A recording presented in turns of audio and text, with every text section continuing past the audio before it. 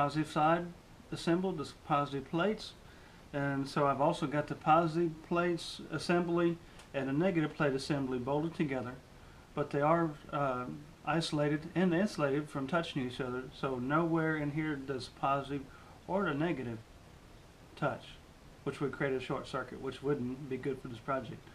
So here's the vessel,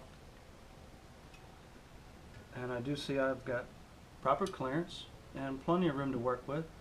So what I've got to do next is build me a lid to move this project forward. Now probably one of the, in locating the materials for this project, one of the toughest ones was locating the material for the lid. So what I wound up finding is this is some old countertop material that was left over. It's actually cut out for a sink, but this is what I'm going to use to fabricate the lid. Alright, I finally got the lid fabrication completed. Actually what I did is I cut out 2 pieces of the old countertop material, exactly the same size, and then on one piece I cut out the hole that's going to accommodate the glass, and I've got everything bolted together just temporarily for now, and see how all this is going to work. So what I'm going to do now is do me a dry fit on top of the vessel and with the plates in place, and see how this all fits.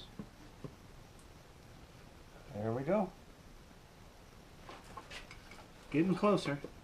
Now what I'm going to do now is I'm going to shave these sides down and get them more square and true with each other into the project, and move this thing on to the next step. I now have the lid fairly well squared up, and I've got some Permatex here and I'm waiting on it to dry. But once it dries, I'm going to slide the vessel over this, and it's actually upside down, but I'm going to slide it over this assembly here, and it's going to, once the proper seal is established and there's a vacuum inside of here, then this is the hydrogen outlet and also the water inlet for adding more water. But once it is fully assembled, the hydrogen is going to flow from here to here through the outlet and into the final destination for this project.